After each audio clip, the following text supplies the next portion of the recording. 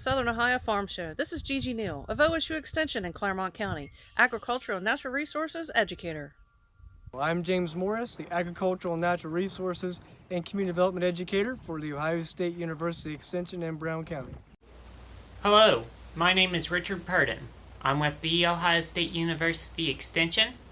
I am the Ag and Natural Resource Educator for Adams County and the Community Development Educator for Adams County, Ohio. And I'm Brooke Beam, the Ohio State University Extension Educator for Agriculture, Natural Resources, and Community Development in Highland County. And we will be your hosts for the Southern Ohio Farm Show. Hello everyone, my name is Danielle Combs, and I'm one of the 4-H educators here in Highland County. My name is Kathy Brunis, and I'm another 4-H educator here in Highland County. And we would like to welcome you to 4-H. If you're not in a 4-H club yet, how do you join, Danielle? Great question. So you can contact the Highland County Extension Office. Our number and our email are going to be found below.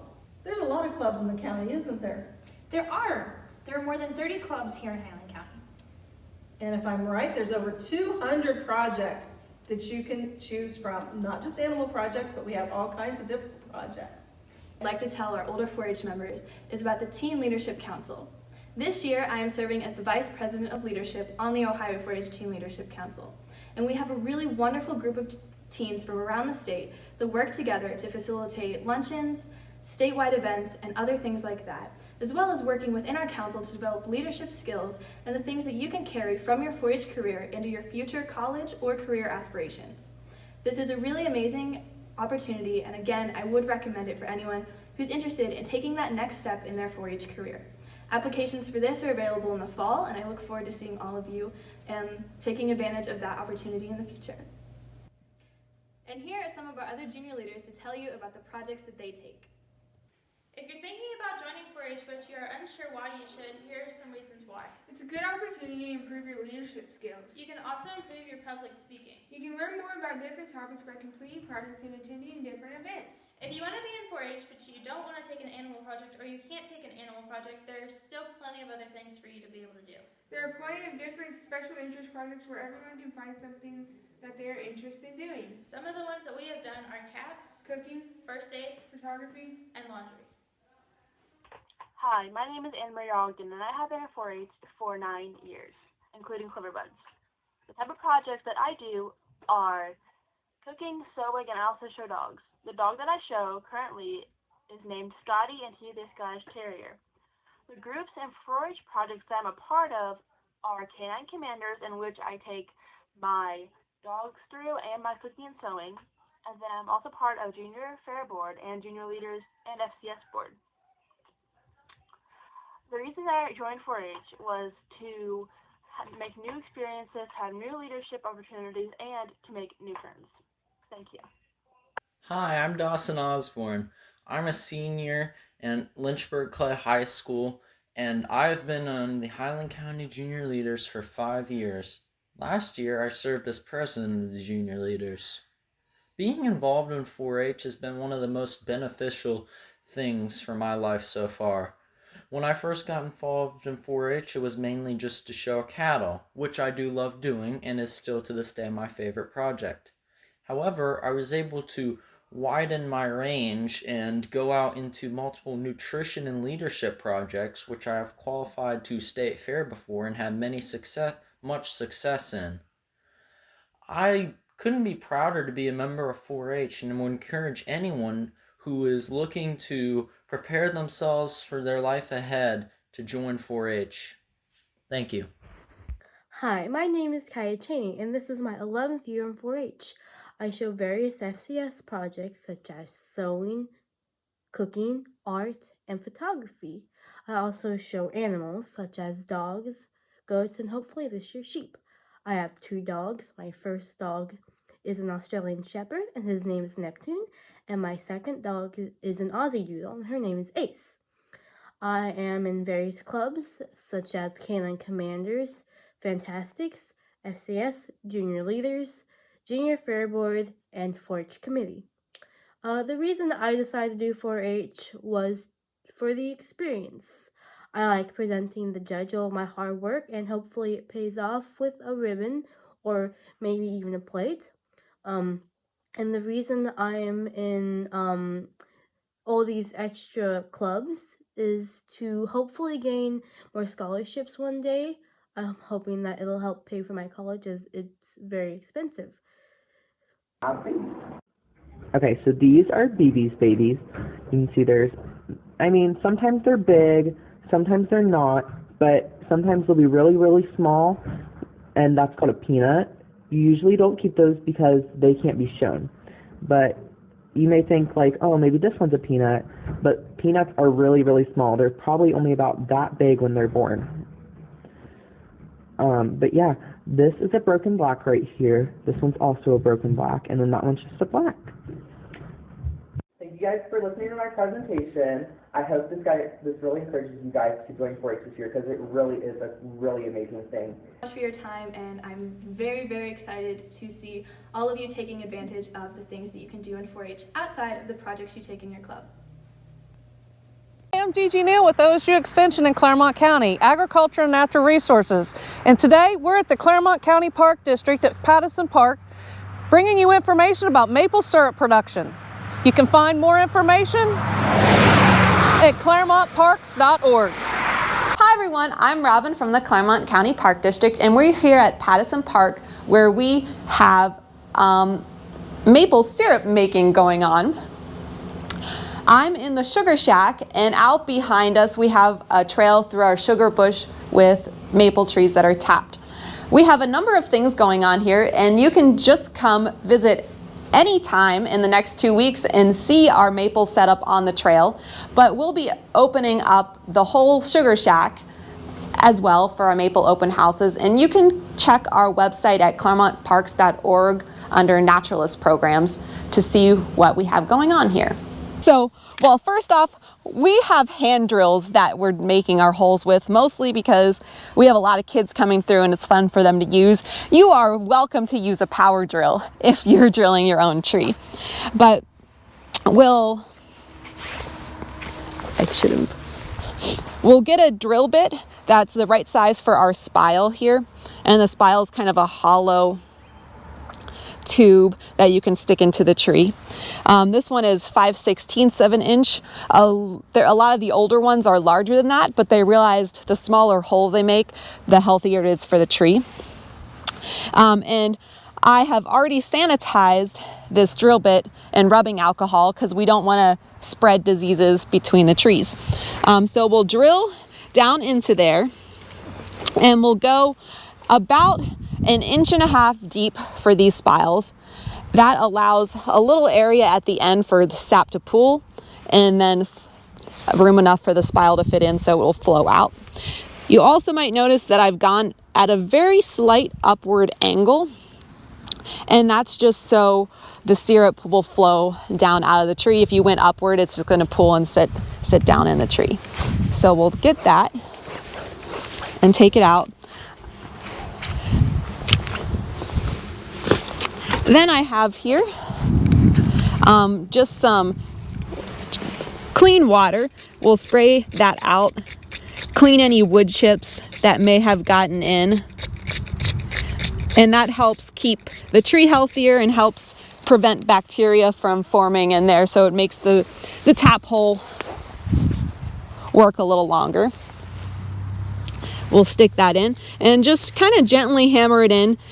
If you hammer too hard, you can split the tree, but you want to make sure that it's attached pretty well and that you can't pull it out by hand, because otherwise your bucket will fall off.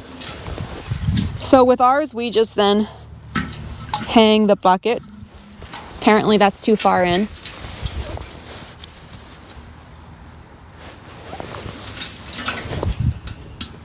Hang the bucket right on this notch here.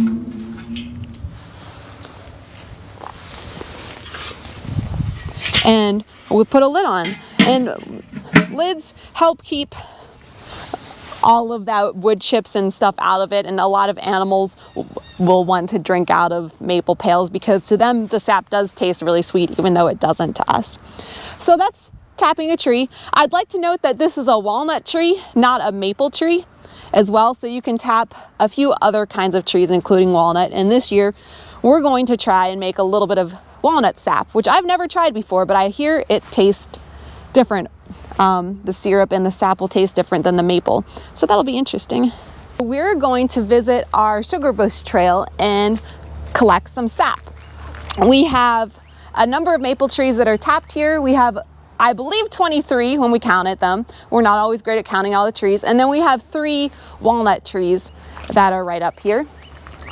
So we do it kind of the old-fashioned way, which is just carrying buckets out into the woods and carrying our sap back. So let's go look at a bucket. The sap is dripping on this one. Some of the trees produce a lot of sap and some aren't producing a lot in here. But you need to have the right weather to be able to get sap out of your tree. So it needs to have been below freezing recently and then be above freezing during the day. Sunny days are the best to have sap flowing out of the trees. If it's below freezing, of course, all the sap in the tree is frozen. So we just take this bucket, pour it in our other plastic buckets, and we'll carry this sap back up to the sugar shack.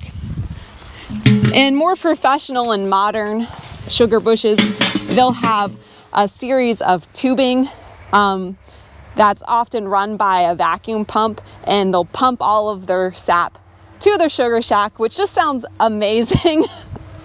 I would love to have something like that, but it's not as pretty as the old traditional type anyways. Just another way to collect with 2 draining into a bucket. After we bring the sap in from the woods, we fill up this tank up here with it.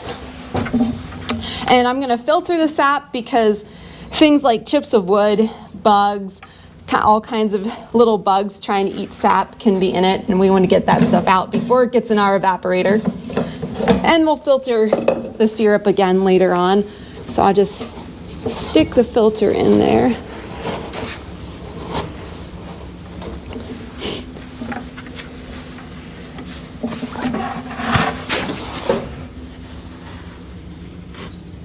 And then pour sap into this storage tank. This is 35 gallons of sap we can store in here. And if we have a good sap run, we can easily get more than 35 gallons, and we'll end up storing in food safe trash cans or something like that. The sap needs to stay cool, so storing it in bigger containers like that is better. It's kind of like milk, that it has to stay cool, be refrigerated, and it'll only last for about 7 days before it starts going bad. But it connects to the evaporator so we can have a continuous flow. The reason I have it turned off is it has a little leak here, so I'll only turn it on when it's working. But ideally, it would flow through here, and there's a float valve on the evaporator. This float valve will go down when water is lower, and that allows sap to come in, and then it'll move up when the water is higher in here, stopping the sap from coming up, and that allows us to maintain a constant level of sap in the evaporator, which is really great because if it gets too low, it's surprising how easy you can burn the sap and end up ruining a whole batch of syrup. The evaporator itself, as it's warming up here, how it works, as we said, sap is flowing into the float valve, and you can see a pipe that's connecting to the inside of the evaporator. That will then flow in this far side of the evaporator, and this tank is called the sap pan because that's where the sap's flowing in, so it's usually lighter colored material. You can probably see looks a lot like water, maybe a little darker. And down here they have those big long flues, kind of like you took a piece of metal and folded it up, and those flues go all the way down into the flame that's in our stove here. So that allows this tank to warm up really fast. You can see it steaming already. So this is where most of the evaporation is taking place.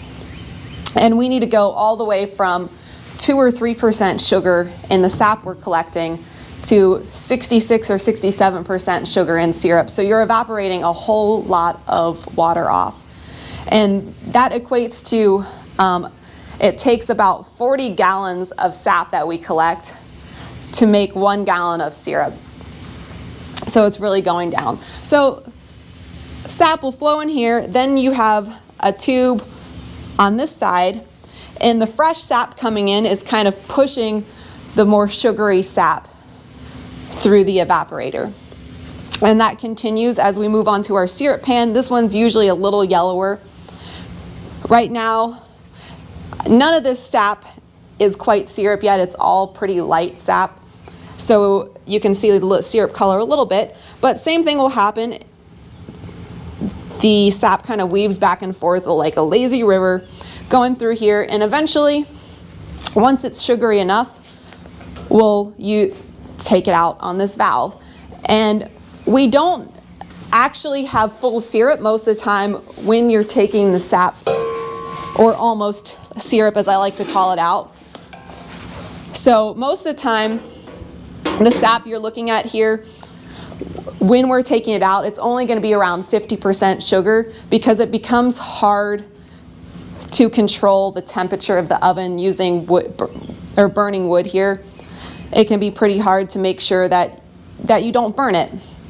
But we'll kind of take a look at the sap, or almost syrup, when we're ready to take it out and pour it down like this. And once you get to the point that this is aproning and you see that sticky sap coming off, then it's ready to be taken off.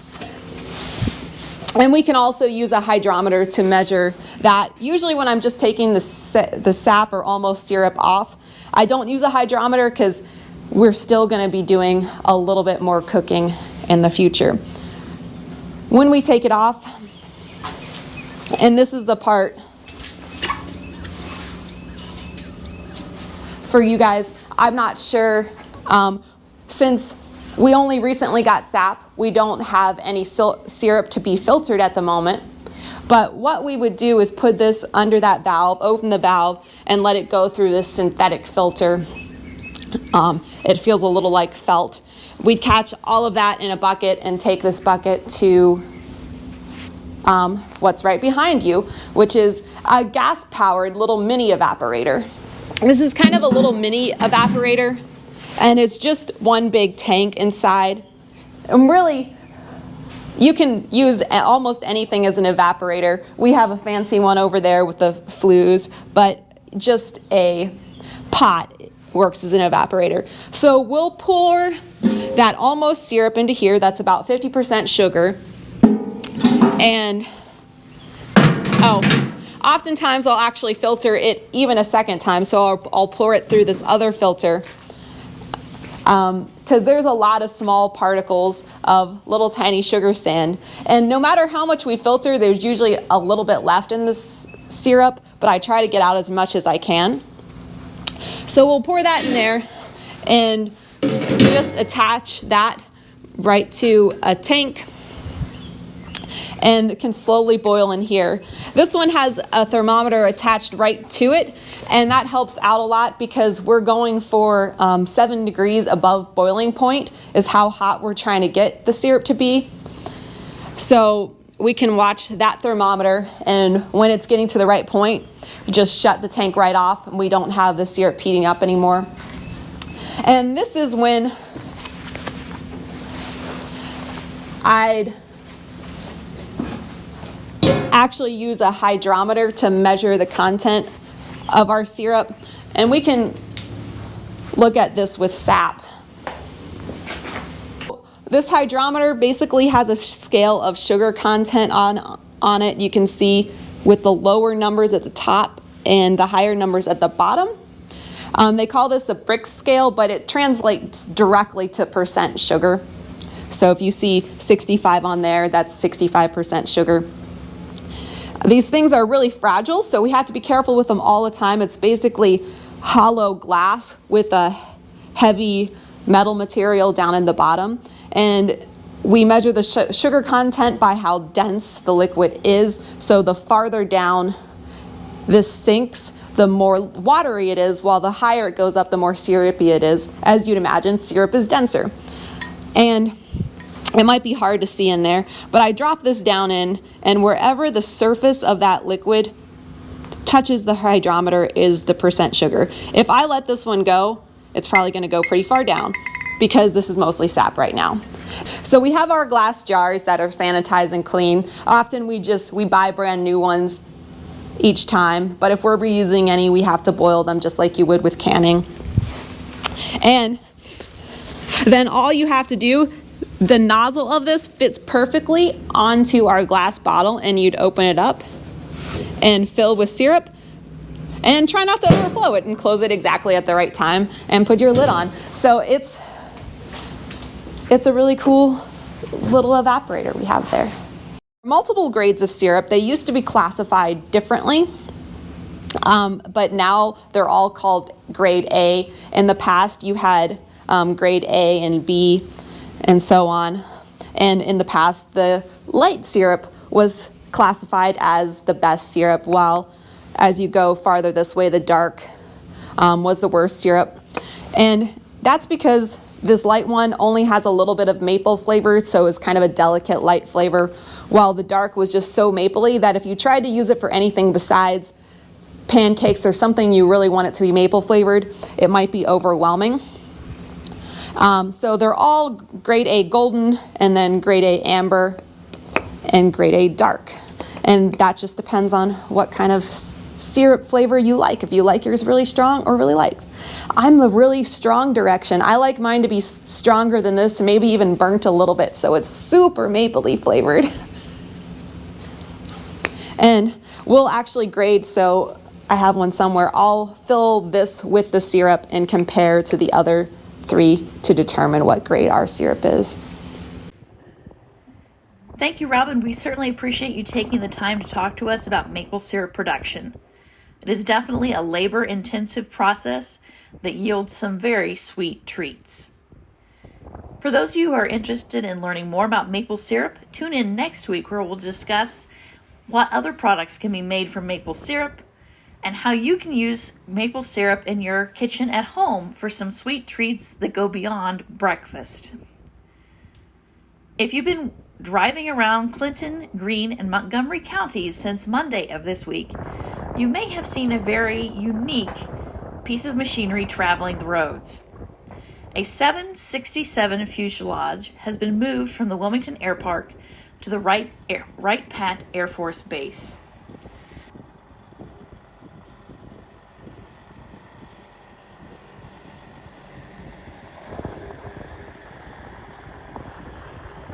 The fuselage of the airplane is 150 feet long, 22 feet wide, 19 feet high, and it weighs 124,000 pounds.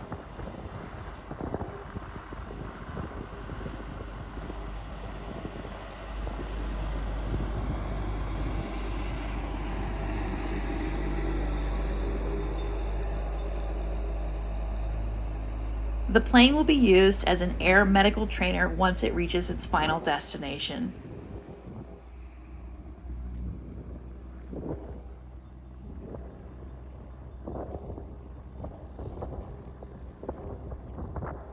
Thanks for tuning in for this week's episode of the Southern Ohio Farm Show. We hope that you have a great week, stay healthy, and we'll see you next week for another all-new episode and some more ideas for what you can make with maple syrup.